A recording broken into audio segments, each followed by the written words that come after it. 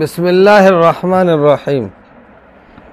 ګلونو د خاص خبره خلاصه شوه، د عام خبره شروع شوه. د خاص د خبره خلاصه دا ده چې خاص هغې ته وي چې د معنی معلوم یا مسمى معلوم دپاره واضح شوي. حکم یې دا و چې وجوب العمل به لا محاله. اصول دا و چې د کتاب الله د خاص مقابله کې خبر واحد یا قیاس راشي، نو چې کله تطبیق نه کېږي نو کتاب الله به اخلو، خبر واحد به پرېږدو قیاس. ثلاثه قروء کې د کتاب الله د خاص مقابله راغلی وه د قیاس سره. ثلاثه دا خاص و د تین دپاره چې نه به تې څلور مرادلی او د دوه. نو ثلاثه قرون امام ابو حنیفه رحم الله علیه درې حیض واغستل، ځکه چې طلاق طهر کې ورکېږي نو روان حیض نه به شروع شي، نو درې حیضه پوره کېږي. بیا قد علمنا ما فرضنا کې ویلو چې د مهر کم مقدار مقرر دی. نو د دې مقابله کې مونږه قیاس د امام شافعي نه اخلو چې هغه وایي دا عقد مالی دی، او څنګه چې زه تاله موبایل په خپله خوښه در کوم چې زما څو خوښه ده، نو وي دا ښځه تاله ملک بوضعه درکوي، د خپل مخصوص اندام اختیار تاله درکوي. نو وي دې کې هم د ښځې او د خاوند خوښه ده. جب میاں بیوی راضي تو کیا کرے قاضي. دغسې حتی تن کې هزاوجن غیرهو کې د کتاب الله د خاص مقابله راغلی وه د خبر واحد سره. نو د قیاس مثالونه هم ذکر کړل چې د کتاب الله د خاص مقابله چا سره راشي؟ قیاس سره. او دا هم ذکر کړل چې د کتاب الله د خاص مقابله راشي خبر واحد سره.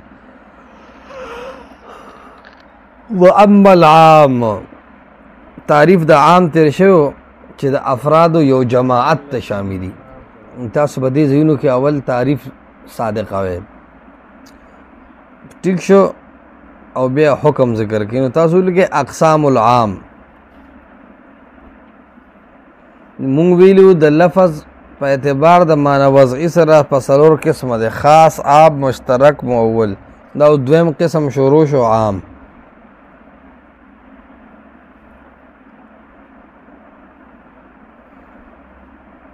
فنوعان د دوه قسمو لیکه: مخصوص عنه البعض او غیر مخصوص عنه البعض.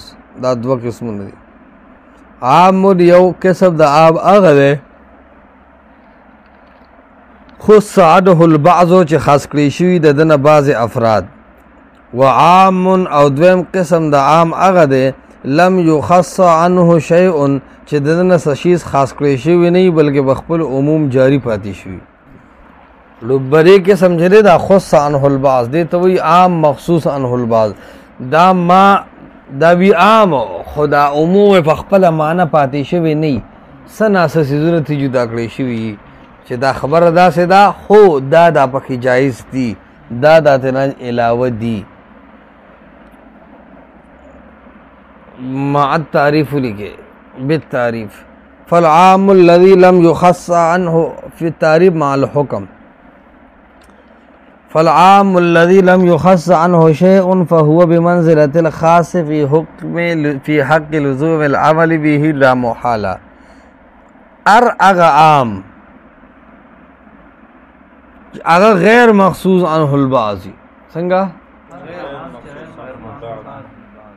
وی دا څه ده لکه د کتاب الله خاص په حکم کې. تو خاص د کتاب الله څنګه ولکه چې په هغې باندې عمل واجب لا محاله یقینا و قطعیا. نو وی عام او خاص یو شی دی. عام او خاص په حکم کې څه دي؟ حکم خاص غیر مخصوص عنه البعض. لم یخص عنه البعض، لم یخص عنه البعض. وعلى هذا قلنا، د عام حکم اشاعره دام وی چې دې کې توقف دی د عموم او د خصوص دلیل ته به انتظاری. وعلى هذا قلنا او د دې اصول ګوره یاد ساته امام شافعي رحمت الله علیه وی چې عام مطلقاً هم دی او غیر محسوس عنه البعض دی خو بیا په هم عمل قطعا نه دی ظني طور باندې څه دی ظني طور باندې دی وجه دا خو عام د کتاب الله دی خو ولې ظني کو وجه دا چې امام شافعي دا یقین لري او دا سوچ دی چې د حدیث هم راغی نه د کتاب الله کې تخصیص راوستي شي که حدیث هم راغی نو کتاب الله کې سره راوستي شي نو د دې عام نه بس افراد خاص شي نو دې کې د ظن معنی بهتر ده د څه معنی بهتر ده امام شافعي رحمت الله علیه دا وایي چې د عام هر فرد کې د احتمال شته چې قرآن او حدیث کې یو دلیل راشي او دا تنه خاص کی نو دا عام په خپل عموم پاتې نشي بلکې دنه بس سيزونه خاص شي نو وی دا عام دا مفید د ظن دی مفید د یقینو نه دی امام ابو حنیفه وی چې نه دا مفید د ظن د وجه دا چې د عام هر فرد دی د پاره وضع شوی دی چې په تمام افراد باندې دلالت وکړي کدا سنی بیا د وضع سفید نشته او صحابه کرام هم چې کم ده د عام د عموم نه استدلال کړو چې کله سعد ابن عباده وی منا امیر ومنکم امیر مشر به یو مونږ نه یو بتاسو دی سیدنا ابوبکر صدیق و توفا الائمه من قریش امیر المؤمنین به صرف د قریش نه نو صحابه په خاموش شو لکه دا احناف وی داسې شو لکه اجماع سکوتی نو تاسو لیکه بمسلک الشافعي والامام مع الحكم ده کنه حکم سره دا ولیکه چې مسلک د امام شافعي او امام ابو حنیفه ته معلوم وعلى هذا قلنا د دې اصول مطابق بوس مونږ وایو د کوم اصول مطابق چې عام يلزم العمل قطعا چې عام باندې عمل قطعا او یقینا ضروری دی واجب او لازم دی اذا قطع يد السارق بعدما حلق المسروق عنده لا يجب عليه الضمان کله چې کټ کړي شي لاس د غل پس د اگې نه چې حلق کړي المسروق عنده غلا کړي شي وسیز د سارق حلق کړي لا يجب عليه الضمان نو لاس به کټ کولی شي خو تاوان په نشته د امام ابو حنیفه پنس ته چا پره اول خبر دا یاد ساتي چې د ټولو مجتهدینو په دې مسله اتفاق دی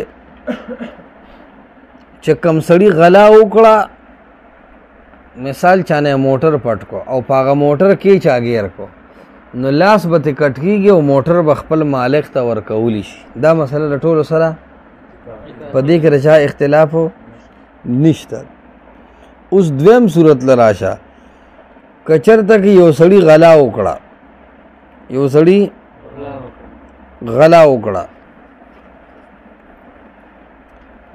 او غلا شوی مثال کالی پټ کړو خو درې ورځې پس پته ولګېد هغه کالي خرڅ کړي یا د ده نه مروک شوي یا د ده نه نورو غلو اخیستي دي خو مال مسروقه غلا کړی شوی مال دا هلاک شوی و نو اوس به څه کېږي دې مسله کې اختلاف دی امام ابو حنیفه رحمت الله علیه وایي چې صرف لاس به کټ کېږي نور به نه چېړې نور به نه چېړې امام شافعي صاحب وایي نه زمان او تاوان به اخلو دوه سزاګانې بشي یو سزا بشي د څه د لاس کټ کول او دویمه سزا بشي د تاوان دا دوه سزاګانې شوي ګلونو پوه به نه شوې احناف وایي اذا قطع ید السارق بعدما هلك المسروق نو تاسو لیکئ حکم السارق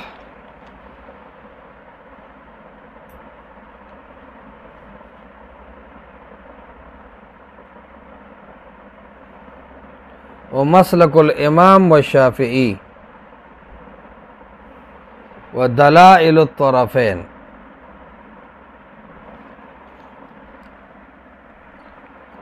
اذا قطع يد السارق بعد ما هلك المسروق کله چې کټ کړي شي لاس د غل پس د هغې نه چې مسروقه شي ورسره هلاک شوی د راجب علیه الزمان په ده باندې تاوان نشته. ولې؟ لأن القطع ځکه چې دا د لاس سزا چې ده جمیع مکتسبه السارق دا ټوله هغه سزا ده کم چې سارق کم عمل کړی دی. دلیل د امام ابو حنیفه وره والسارق والسارقة غلاګر ښځه سړی او ښځه فقطعوا ایدیهما کټ کې دواړه لاس ته دي دواړو جزاء دا سزا ده بما کسبا بما په وجه د هغه ټول جرم کسبا چې دی کړی دی. نو دی دوه جرمونه کړي دي که یو؟ دوه. یو یې غلا کړې ده، څه کړې ده؟ دا یو جرم شو. او دویم جرم دا دی چې د غلا نه بعد یې هغه مال هم ضایع کړی دی. دوه جرم شو که نه؟ او د دواړو جرمونو سزا کې الله وایي جزاء بما کسبا دا سزا ده بما د ټول هغه جرم چې دی دواړو کړي دي د غله او غلې کړي دي. نو ما د سره پار راغی دغه ځای که تاسو دې ځای کې په جزاء بما کې ما ته سوچ نه کړو نو دا سبق پیدا نه درکوي. جلال الدین شیخ پوه نه شوې جزاء بما دا ما د عموم د پاره د ځوانه ما د سره پاره شوه ګلمې دا د عموم د پاره شوه چې کله دا د عموم د پاره شوه نو دا زمان دا د د هلاک د پاره شو د سرقه د پاره شو.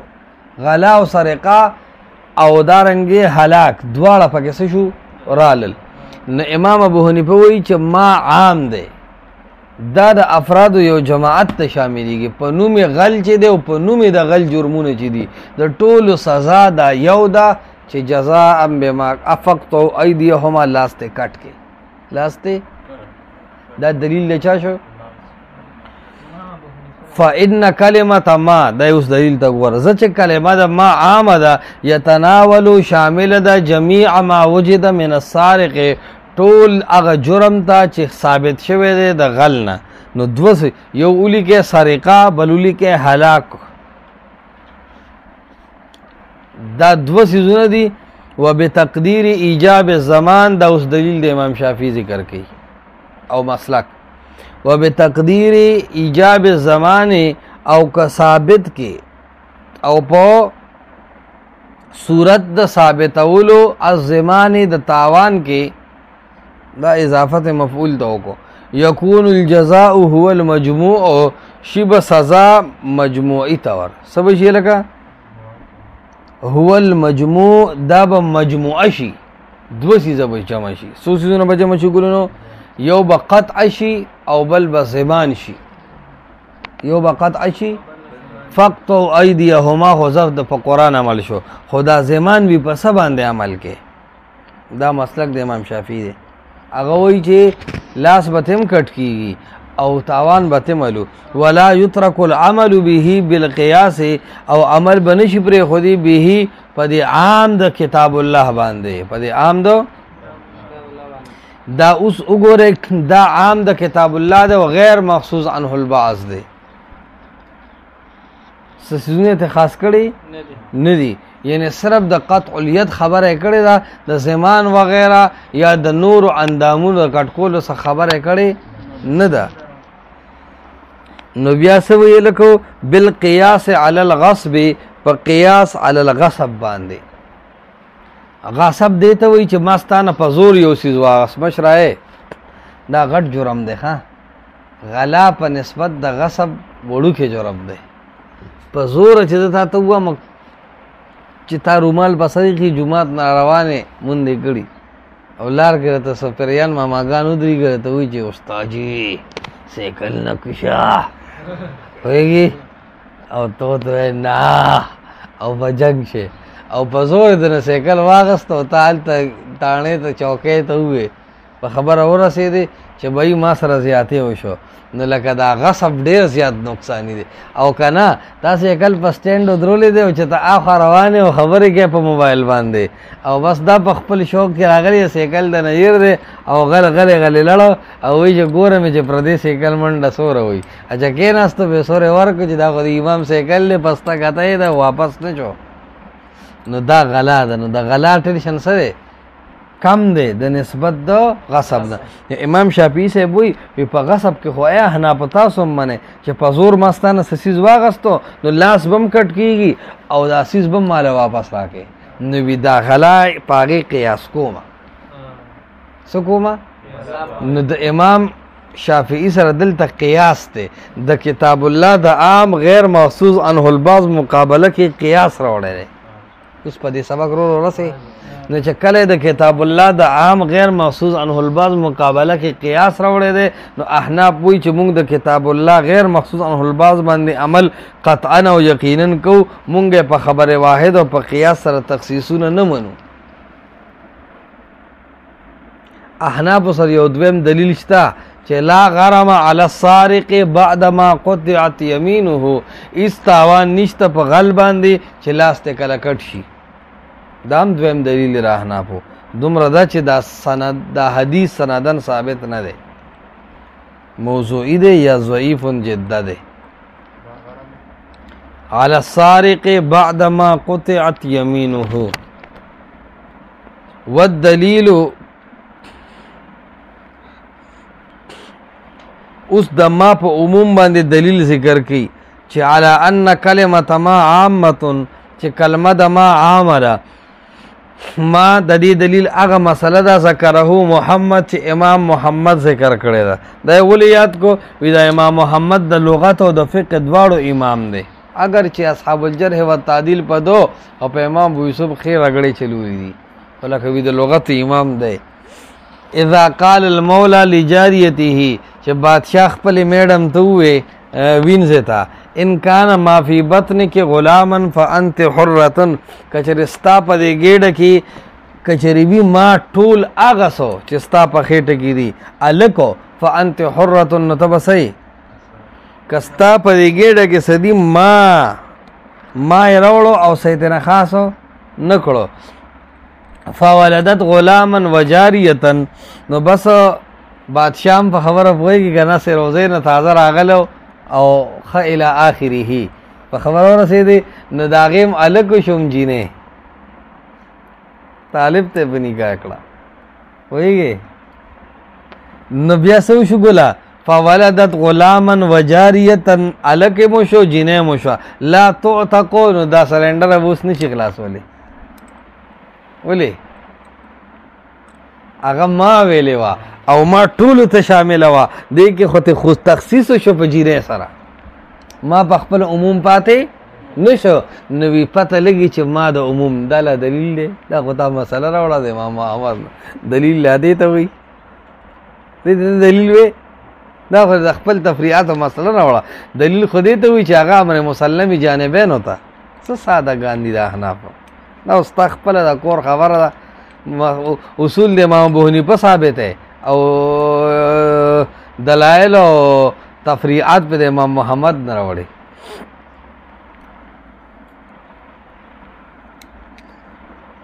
وبمثله نقول، نو د دې ټول سبق خلاصه څه شو تاسو په ورسېده چې د کتاب الله د عام نه تخصیص په خبره واحد باندې نه کیږي، د کتاب الله د عام نه تخصیص په قیاس سره نه کیږي. وی مونږ به عام د کتاب الله قطعا و یقینا منو او د دې مقابل بس بل شی نه منو.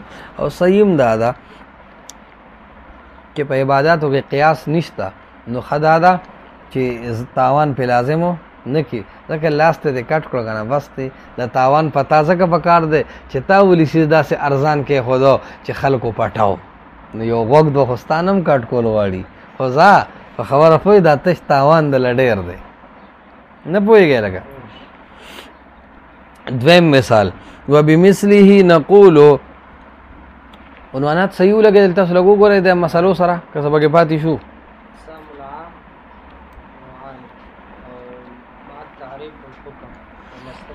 وبمثله نقولو، دغه سه د ما د عموم متعلق مونږ وایو چې فقرؤ ما تيسر من القرآن، لولې هغه چې آسان وي تاسو ته د قرآن نه قرأت کوي چې آسان وي تاسو ته د قرآن نه. فإنه عام في جميع ما تيسر من القرآن، وی دا عام دی، دا فرمان د الله څه دی لکو عام دی. فی جمیع ما تیسر من القرآن، چې ټول هغه چې آسان وي تاسو ته د قرآن نه، چې آسان وي تاسو ته د قرآن نه. ومن ضرورته او د دې آیت دا تقاضا ده او ضروری او لازم دي دې سره عدم توقف الجواز، چې موقوف ندی جایز کېدل د منځو علی قراءة الفاتحه، لازم نه دی چې فاتحه نه نو منځ دی نه. عدم توقف الجواز ندی موقوف کول جایز د منځو علی قراءة الفاتحه په لوستلو د فاتحه. په خبره پوهېږي که نه چې یعنې منځ به هله جایز کېږي چې فاتحه پکې، او چې فاتحه پکې نه نو منځ به نه. دا عدم توقف الجواز خبره وی ټیک نه ده. وی الله خدا نه دی ویلی چې فاتحه به خامخا وایه، وی الله وایي چې فقرؤ ما تیسره، کوم چې راته اساني څه تخصیص یې کړی نه دی چې دا به او دا به نه وی. نو وی قرآن خو فاتحه او غیر فاتحه دواړو ته شامل دی. نو یو مونږ عام د کتاب الله اخلو او د دې تخصیص مونږ په خبره واحد سره. اوس به دې مرض راوځي، مرض یو سوره د ګنډم نو بلې سوره د شلیږي. دا مخکې مسله ښه وه، هغه قیاس امام شافعي صاحب کړو، بس منم د سره مونږ تشدد نه کوو. خو لکه دې دی خو یې دله خوند درکړو، ورور راته اوس روانېږي خبره په قیاس دې دوکه کړو، اوس هم د حدیث نه منکروي. خیال لرې که نه بیا موږ دا دومره پیسې سره اوچته کړي، دا د سعودي کجورې ماسې خلاصې کړې چې فاتحه نه ثابتو. خیال لرې ځان ته. فإنه وجاء في الخبر علن کې په خبره کې راغلي، خبر کې راغلی، حدیث هم نه وي، داسې غوسناک دي نو. وجاء في الخبر انه قال، حدیث کې راځي چې نبی رسول الله فرمایل لا صلاة الا بفاتحة الكتاب، منځ نشته مگر سورة الفاتحه به پکې خامخا وي.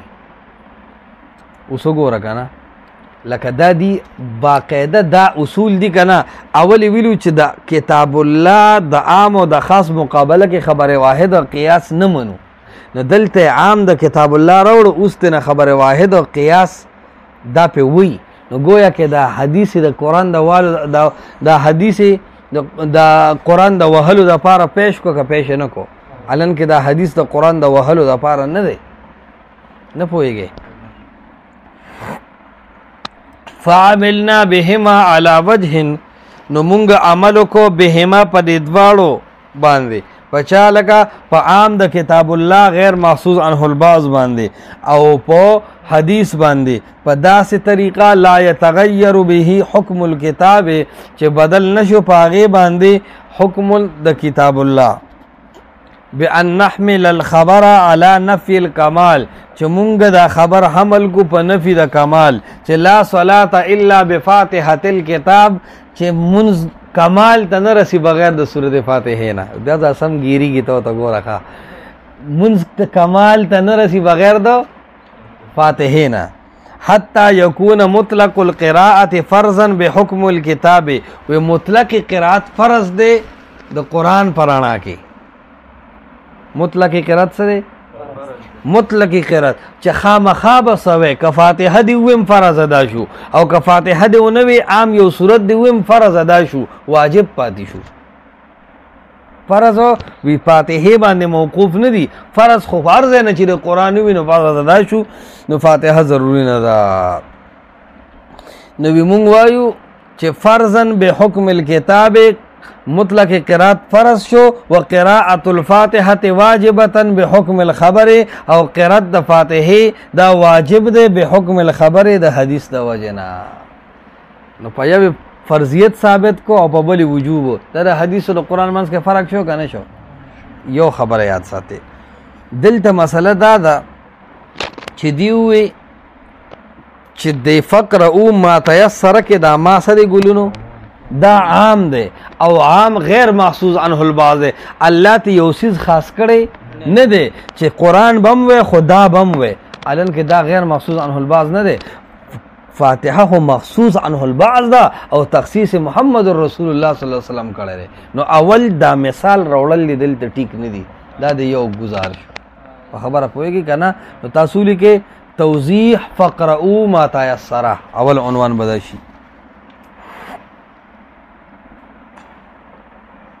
توضیح فقرؤوا ما تیسر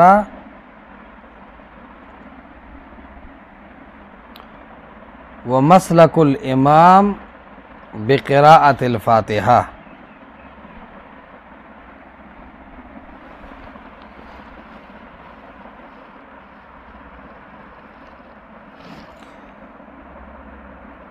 ودلائل الطرفين.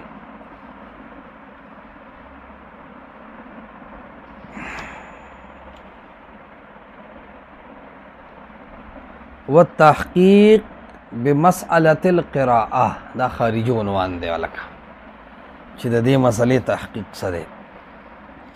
نو اوس ګور مړه تاسو تر اوسه په دې خبره بس سهولي کنو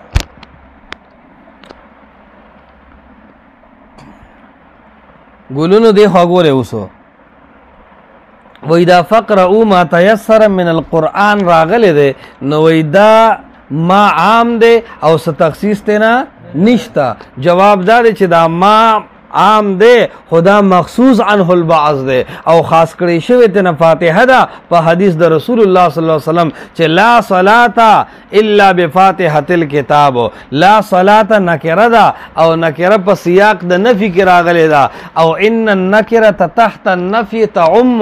نکره چې د نفي لاندې راشي عموم پیدا کوي. منطقیان ورته سالبه کلیه وی نفي د محمول ده د جمیع افراد د موضوع. نو چې نوم منځ دی ا فاتحه نه بغیر نشتا. کا منځ د جنازې دی کا منځ د نفل دی کا منځ د اختر دی کا هغه منځ د صلات الاستسقاء دی کا هغه منځ ځان لده کا هغه امام سره دی کا هغه منځ فرض دی کا هغه منځ نفل دی. خو چې په نوم منځ دی نو فاتحه به پکې او په نوم منځ چې دی چې فاتحه ته لر شو نو لا صلات اداړو منځ دی نه. ما فهمتو پاتې شو دا چې وي مونږ داسې وکړو چې مونږ تطبیق کوو نو مونږ دا حدیث په نفي د کمال حمل کو. نو چې په نفي د کمال د حمل کو نو جواب څه شو؟ جواب دا دی چې قرت به خامخا وي او که قرت د اونه وي نو فرض د پاتې شو بونځ د اونه شو که نفس قرت د پرې او که صرف فاتحه د پرې خدا نو منځ د کمال ته ونه رسېدو. یعنی دیم مني چې بغیر د فاتحې منځ بې کماله دی. منځ بې کماله دی. نو مونږ وایو که نه منځ کې کمال پیدا که فاتحه ورکې ووایه فاتحه ورکې ووایه. نو تحقیق د مسئلې څه شو چې دا مثال د دې غلط دی چې دا عام مخصوص غیر مخصوص عنه البعض دی بلکې دا عام مخصوص عنه البعض دی او مخصوص بالفاتحه دی. قراءت مخصوص بالفاتحه دی دا غیر مخصوص عنه البعض نه دی.